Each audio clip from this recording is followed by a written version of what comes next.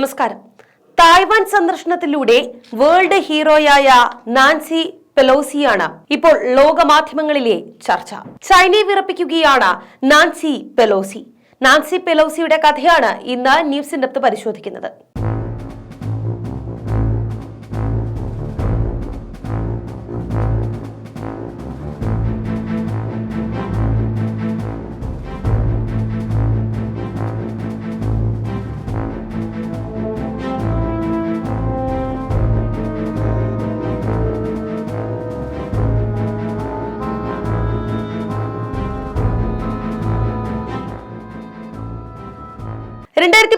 ജനുവരി മുതൽ ഇവർ അമേരിക്കൻ ജനപ്രതിനിധി സഭയുടെ സ്പീക്കറായി സേവനമനുഷ്ഠിക്കുന്നു.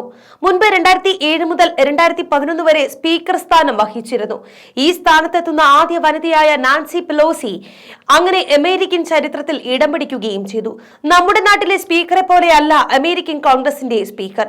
ഇവിടെ പലപ്പോഴും ഒരാളെ സ്പീക്കറാക്കുന്നത് മന്ത്രിസ്ഥാനം കൊടുക്കാൻ പറ്റാത്തതിന്റെ രാഷ്ട്രീയ പരിഹാരം എന്ന നിലയിൽ. ഇന്ത്യയിൽ സ്പീക്കറായി കഴിഞ്ഞാൽ പിന്നെ അയാളുടെ രാഷ്ട്രീയ ജീവിതം ഇല്ലാതെയുമാകുന്നു. അയാൾ പിന്നെ രാഷ്ട്രീയം പറയാതെ നിഷ്പക്ഷന്റെ വേഷം അണിയേണ്ടി വരുന്നു. എന്നാൽ അമേരിക്കയിൽ അതല്ല സ്ഥിതി. സ്പീക്കർ തീർത്തും പൊളിറ്റിക്കൽ ജീവിയാണ്. സ്പീക്കറായിരിക്കുമ്പോൾ തന്നെ നാൻസി പെലോസി അതിശക്തമായി ട്രംപിനെ വിമർശിച്ചു. മാത്രമല്ല ചില പേപ്പറുകൾ കീറിയെറിഞ്ഞു. അമേരിക്കൻ പാർലമെന്ററി രീതി അനുസരിച്ച് പ്രസിഡന്റും വൈസ് പ്രസിഡന്റും കഴിഞ്ഞാൽ രാജ്യത്തിന്റെ മൂന്നാമൻ സ്പീക്കറാണ്. പ്രസിഡന്റിന് ആ ചുമതല നിർവഹിക്കാൻ കഴിയാതെ വരികയാണ് എങ്കിൽ ഓട്ടോമാറ്റിക്കായി ഭരണം വൈസ് പ്രസിഡന്റിലേക്ക് മാറും. എന്നാൽ പ്രസിഡന്റിനും വൈസ് പ്രസിഡന്റിനും ഒരുപോലെ അനാരോഗ്യമോ അവർ കൊല്ലപ്പെടുകയോ ചെയ്താൽ അധികാര സ്പീക്കർക്കും. അതുകൊണ്ട് തന്നെയാണ് സ്പീക്കർ പദവി എന്നത് യുഎസിലെ വലിയൊരു അധികാര പദവിയായി കണക്കാക്കുന്നത്. ആ അർത്ഥത്തിൽ അമേരിക്കയുടെ മൂന്നാമൻ തന്നെയാണ് സ്പീക്കർ. അതുകൊണ്ട് തന്നെയാണ് നാൻസി പെലോസിയുടെ സന്ദർശനം വാർത്തകളിൽ ഇടം പിടിക്കുന്നത്. ഇപ്പോൾ നാൻസിയുടെ ജീവിതകഥ തിരയുന്നവരുടെ എണ്ണവും വർദ്ധിക്കുന്നു.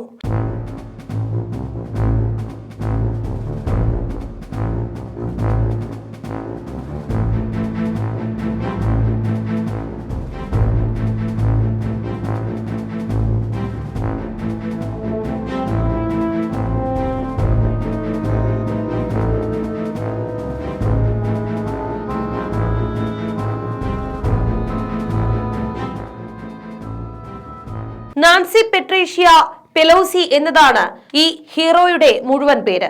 26 മാർച്ച് 1940 അമേരിക്കയിലെ ബാൾട്ടിമോർ നഗരത്തിലാണ് ജനനം.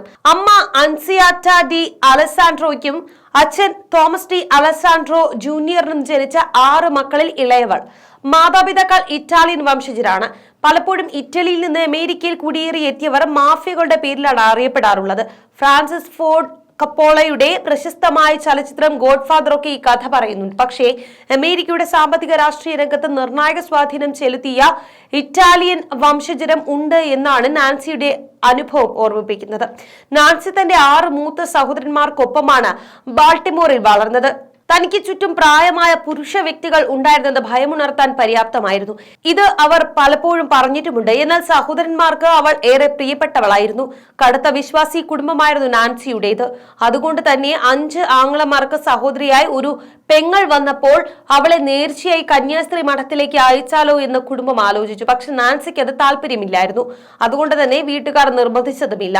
ചെറുപ്പത്തിലെ രാഷ്ട്രീയം കണ്ടിട്ടാണ് നാൻസി വളരുന്നത്. അച്ഛൻ അവളുടെ ജനന സമയത്ത് തന്നെ അമേരിക്കൻ കോൺഗ്രസ് പ്രതിനിധിയായിരുന്നു. അമ്മ ഡെമോക്രാറ്റിക് വനിതകളുടെ സംഘാടകയും. നാൻസിയുടെ ആദ്യകാല ജീവിതത്തിൽ അമ്മയോടൊപ്പമാണ് പൊതുപരിപാടികളിൽ പങ്കെടുത്തിരുന്നത്. തന്നിലെ രാഷ്ട്രീയക്കാരിയെ വാർത്തെടുത്തത് അമ്മയാണ് എന്ന് നാൻസി തന്നെ തുറന്നു പറഞ്ഞിരുന്നു.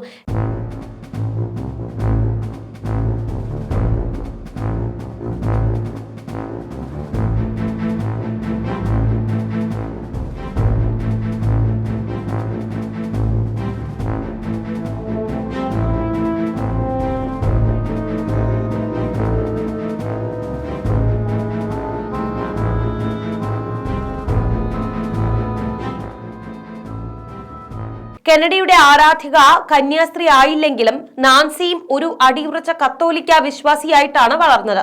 ബാൾട്ടിമോറിലെ പെൺകുട്ടികൾക്ക് വേണ്ടിയുള്ള കാത്തലിക് ഹൈസ്കൂളിലായ ഇൻസ്റ്റിറ്റ്യൂട്ട് ഓഫ് നോട്ടർ ഡാമിലാണ് പഠിച്ചത്.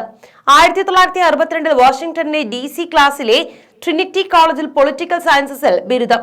ട്രിനിറ്റി കോളേജിലെ അധ്യയനത്തിലൂടെയാണ് രാഷ്ട്രീയത്തിൽ ഇടപെടണമെന്ന മോഹം ഉദിച്ചത്. അവിടെ വെച്ച് തന്നെയാണ് പ്രണയവും തുടർന്ന് വിവാഹവും. എന്നാൽ ബിരുദമെടുക്കുന്നതിന് മുൻപേ അവൾ രാഷ്ട്രീയത്തിൽ തിളങ്ങി തുടങ്ങി. അമേരിക്കൻ പ്രസിഡന്റ് ജോൺ എഫ് കെനഡിയുടെ വലിയ ആരാധക കൂടിയായിരുന്നു അവർ.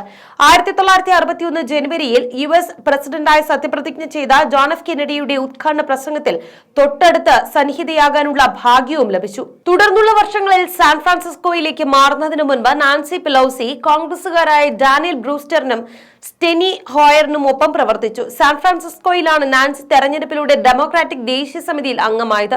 അതിനുശേഷം അവൾ പതുക്കെ ഉയരാനും തുടങ്ങി. 1986 രോഗബാധിതനായ ഒരു കോൺഗ്രസ് വനിതാ സാലാ ബട്ടൺ വീണ്ടും തെരഞ്ഞെടുപ്പിൽ മത്സരിക്കില്ലെന്ന് പറഞ്ഞു. പകരം നാൻസിയെ തന്റെ പിൻഗാമിയായി പിന്തുണയ്ക്കാൻ അവർ ഡെമോക്രാറ്റുകളോട് ആവശ്യപ്പെട്ടു. ഡെമോക്രാറ്റുകൾ നാൻസിക്ക് വളരെയധികം പിന്തുണയും നൽകി. ഒടുവിൽ ജയിച്ചു. 1987 നാൻസി പെലോസി ആദ്യമായി സത്യപ്രതിജ്ഞ ചെയ്തപ്പോൾ പിതാവ് വീൽചെയറിൽ ഇരുന്നാണ് കണ്ടത്. അത് അങ്ങേയറ്റം വൈകാരികമായ നിമിഷമായിരുന്നു നാൻസിക്ക്.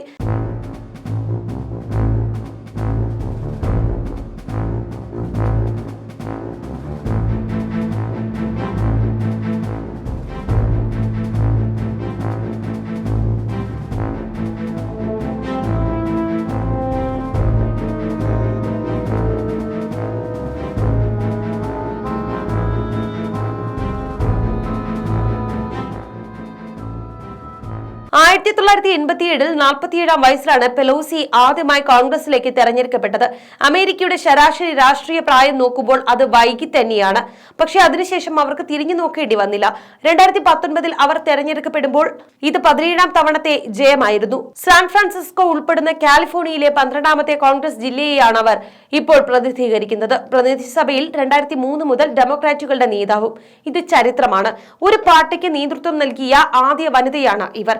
റിപ്പബ്ലിക്കൻ പാർട്ടി ഭൂരിപക്ഷം വഹിക്കുമ്പോൾ പ്രതിപക്ഷ നേതാവായും ഡെമോക്രാറ്റിക് ഭൂരിപക്ഷ കാലഘട്ടത്തിൽ സ്പീക്കറായും സ്ഥാനം വഹിച്ചു. ബുഷിനെതിരെ ആഞ്ഞടിച്ചതോടുകൂടിയാണ് ലോകം നാൻസിയെ ശ്രദ്ധിച്ചു തുടങ്ങിയത്.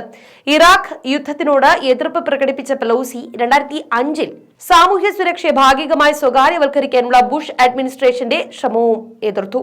ആദ്യത്തെ സ്പീക്കർഷിപ്പിനിടെ Affordable Care Act, Dodd Frank Wall Street പരിഷ്കരണം, ഉപഭോക്തൃ സംരക്ഷണ നിയമം, American Recovery and Reinvestment Act എന്നിവ ഉൾപ്പെടെ നിരവധി സുപ്രധാനമായ ബില്ലുകൾ പാസാക്കുന്നതിൽ പ്രധാന പങ്കുവഹിച്ചു. 2010 തെരഞ്ഞെടുപ്പിൽ ഡെമോക്രാറ്റിക് പാർട്ടിക്ക് ജനപ്രതിനിധി സഭയിലെ ഭൂരിപക്ഷം ഇല്ലാതായതിനെ തുടർന്ന് 2011 ജനുവരിയിൽ പെലോസിക്ക് സ്പീക്കർ സ്ഥാനം നഷ്ടമാവുകയും ചെയ്തു. പക്ഷേ 2018 ഇടക്കാല തെരഞ്ഞെടുപ്പിൽ ഡെമോക്രാറ്റുകൾ സഭയുടെ നിയന്ത്രണം തിരിച്ചും പിടിച്ചു. 2019 ജനുവരി 3 പെലോസി വീണ്ടും സ്പീക്കറായി. 1955 സാം റൈബർണിന് ശേഷം ഈ സ്ഥാനത്തേക്ക് മടങ്ങിവരുന്ന ആദ്യത്തെ മുൻ സ്പീക്കറായി.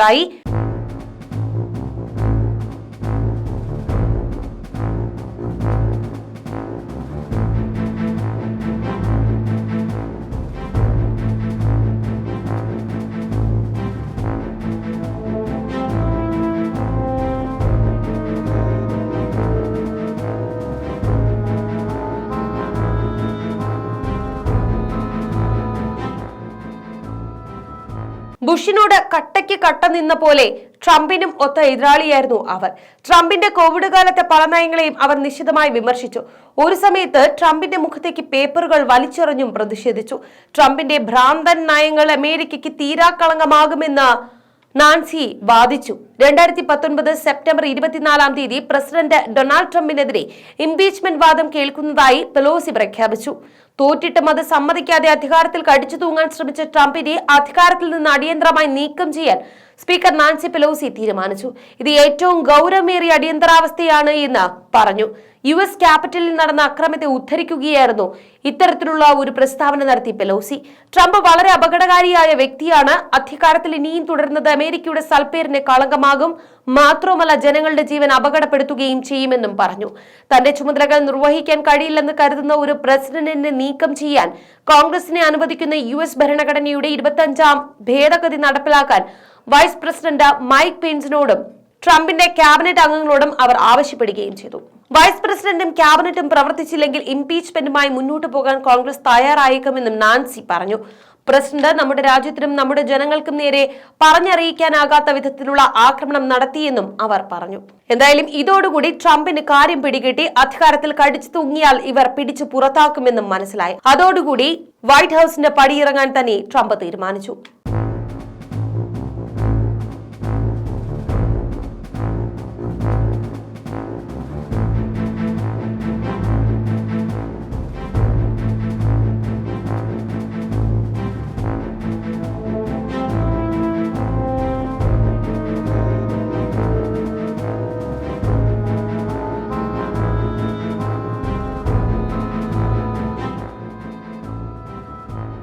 ആദ്യമായിട്ടല്ല നാൻസി പെലോസി ചൈനയെ ചൊടിപ്പിക്കുന്നത്. 30 വർഷം മുൻപ് 1989 ടിയാനൻമെൻ പ്രക്ഷോഭത്തിൽ രക്തസാക്ഷികളായവരെ അനുകൂലിച്ച് ബാനറുകൾ ഉയർത്തിപ്പിടിച്ച് അവർ ചൈനയുടെ മനുഷ്യാവകാശ ലംഘനങ്ങൾക്കെതിരെ നിലപാടെടുത്തു. അവിടെ നിങ്ങോട്ട് ഒട്ടേറെ തവണ പെലോസി ചൈനയുടെ ക്രൂരതകളെ തുറന്നു കാണിച്ചു. ടിബറ്റും തായ്വാനുമാണ് ചൈനയുടെ 2 രാഷ്ട്രീയ ദൗർബല്യങ്ങൾ. രണ്ടിടത്തും പെലോസി പലവിധത്തിൽ ഇടപെട്ടു. 5 വർഷം മുൻപാണ് ടിബറ്റൻ ആത്മീയ നേതാവ് ദലൈലാമയെ ഹിമാചൽ പ്രദേശിലെ ധർമ്മശാലയിൽ വെച്ച് അവർ കണ്ടത്. ഇതും ചൈനയെ വിരളി പിടിപ്പിച്ചിരുന്നു. സാമ്പത്തിക രംഗത്ത് രണ്ടാമനായി വളർന്നുവെങ്കിലും ഏകാധിപത്യ പ്രവണതയും മനുഷ്യാവകാശ ലംഘനങ്ങളുമാണ് ചൈനയെ ലോകരാജ്യങ്ങൾക്കിടയിൽ ഇന്ന് പ്രതിക്കൂട്ടിൽ നിർത്തുന്നത്. ഇതേ കാര്യത്തിൽ പിടിച്ചിട്ടാണ് നാൻസി പെലോസി ചൈനയെ നിരന്തരം ആക്രമിക്കുന്നത്. ഇത് ചൈനയുടെ കാര്യത്തിൽ മാത്രമല്ല, പൊതുവെ അഴിമതിയും അക്രമവും അനീതിയും എവിടെ കണ്ടാലും ഇടപെടുന്ന ഒരു സ്വഭാവക്കാരി തന്നെയാണ് അവർ. ഒരു വിശ്വാസിയായിരുന്നിട്ടും കത്തോലിക്ക സഭ വലിയ തോതിൽ ക്യാമ്പയിൻ നടത്തിയിട്ടും ഗർഭചിത്ര നിരോധനത്തോട് തനിക്ക് യോജിപ്പില്ല എന്ന് തുറന്നു പറഞ്ഞ വനിത. അതുപോലെ തന്നെ കടകളിൽ നിന്ന് തോക്ക് വാങ്ങാൻ കിട്ടുന്ന അമേരിക്കയിലെ നിയമം ഒഴിവാക്കണമെന്നും തോക്കിന്റെ ഉപയോഗം അടിയന്തരമായി കുറയ്ക്കാനുമുള്ള നടപടികൾ വേണമെന്നും വാദിച്ച നാൻസി, ലിംഗസമത്വത്തിന്റെ കാര്യത്തിലും LGBT കമ്മ്യൂണിറ്റിക്ക് പിന്തുണ കൊടുക്കുന്ന കാര്യത്തിലും ഒക്കെ തീർത്തും പുരോഗമന നിലപാട് അവർ കൈക്കൊണ്ടു.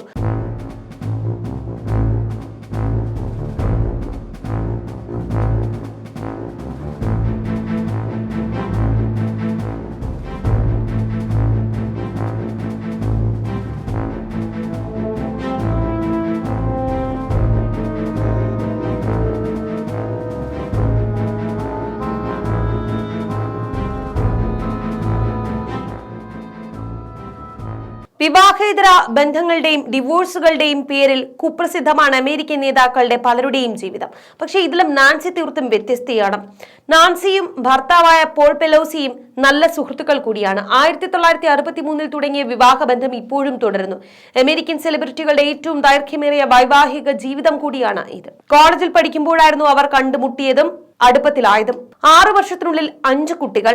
എഴുത്തുകാരനും ബിസിനസ്സുകാരനും ടെക്നോക്രാഫ്റ്റും ഒക്കെയായി മക്കൾ നല്ല രീതിയിൽ ജീവിതം മുന്നോട്ട് കൊണ്ടുപോകുന്നു. നാൻസി പെലോസിയുടെ ഭർത്താവ് പോൾ ഒരു പ്രമുഖ ബിസിനസ്സുകാരനാണ്. ഇതിൽ നാൻസിക്കും ഷെയർ ഉണ്ട്. മാത്രമല്ല റിയൽ എസ്റ്റേറ്റ്, കൺസൾട്ടൻസി അടക്കം അവർക്ക് സ്വന്തമായ ബിസിനസ്സുകളും. അതുകൊണ്ട് തന്നെയാണ് ഈ പ്രായത്തിലും അവർക്ക് 18 മണിക്കൂർ ജോലി ചെയ്യേണ്ടതായി വരുന്നത്.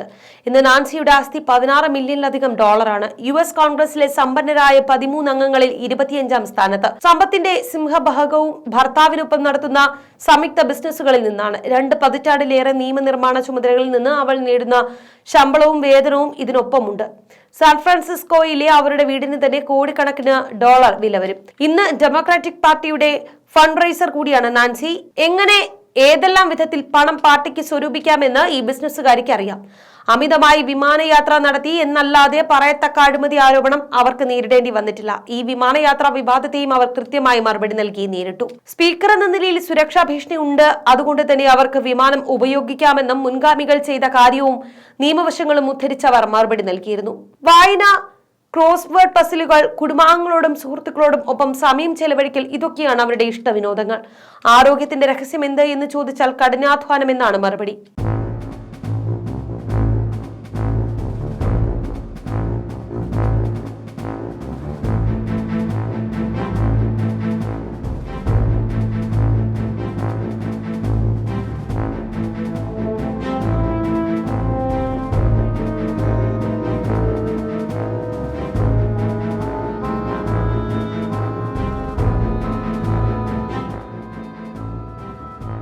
ഹോങ്കോങ്ങിനും തായ്വാനും മാത്രമല്ല, ചൈനയുടെ ഭീഷണി നേരിടുന്ന ഇന്ത്യയും ശ്രീലങ്കയും അടക്കമുള്ള രാജ്യങ്ങൾക്ക് ആശ്വാസമാണ് നാൻസിയുടെ വാക്കുകൾ. ഇപ്പോൾ ഉയർന്ന ആഗോള പ്രശസ്തി മൂലം ഇനി നാൻസി പെലോസി അടുത്ത പ്രസിഡന്റ് സ്ഥാനാർത്ഥിയാകുമെന്നും അഭ്യൂഹമുണ്ട്. പ്രായത്തെ ഒട്ടും ഗൗനിക്കാത്ത ഒരു ജനതയാണ് അമേരിക്ക. നാൻസി പെലോസിക്ക് ആരോഗ്യമുണ്ടെങ്കിൽ അവർ നേതൃത്വത്തിൽ എത്തുമെന്നും ഉറപ്പാണ്. നിലവിൽ വൈസ് പ്രസിഡന്റ് കമല ഹാരിസിനാണ് അതിനുള്ള സാധ്യത. കമല ഹാരിസിന്റെ അടുത്ത സുഹൃത്തു കൂടിയാണ് നാൻസി പെലോസി. കാര്യങ്ങൾ എങ്ങനെ പഠിച്ച് അവതരിപ്പിക്കണമെന്ന് നാൻസിയിൽ നിന്നാണ് താൻ പഠിച്ചത് എന്ന് കമല പറഞ്ഞിട്ടുമുണ്ട്. തീരെ തണുപ്പനും മിതഭാഷിയുമാണ് നിലവിലെ പ്രസിഡന്റ് ജോ ബൈഡൻ. വിവിധ അസുഖങ്ങളുമുണ്ട് ഈ 80-കാരന്. പക്ഷെ നാൻസി ആകട്ടെ 82-ാം വയസ്സിലും ഊർജ്ജസ്വലയാണ്. ബുഷിന്റെ കാലത്ത് സദാമിനെ വധിച്ചതുപോലെ, ഒബാമയുടെ കാലത്ത് ലാദനെ തീർത്തതുപോലെ, ട്രംപിന്റെ കാലത്ത് ബഗ്ദാദിയെ കൊന്ന പോലെ ആഘോഷിക്കാവുന്ന ഒരു നേട്ടമായിരുന്നു ഇപ്പോൾ അൽ-ഖ്വയ്ദ തലവൻ അൽ സവാഹിരിയെ വധിച്ചത്. പക്ഷേ ബൈഡൻ അത് ഒട്ടും മാർക്കറ്റ് ചെയ്യാൻ സാധിച്ചില്ല എന്നത് ഡെമോക്രാറ്റുകൾക്കിടയിൽ പോലും മുറുമുറുപ്പുയരാൻ കാരണമായിട്ടുണ്ട്. അങ്ങനെ നോക്കുമ്പോൾ ലോകത്തിലെ ഏറ്റവും പ്രായം കൂടിയ പ്രസിഡന്റ് എന്ന പദവി നാൻസി പെലോസിയെ തേടിയെത്തുക എന്നത് വിദൂര സാധ്യതയല്ല എന്നാണ് ചില രാഷ്ട്രീയ നിരീക്ഷകരും വിലയിരുത്തുന്നത്.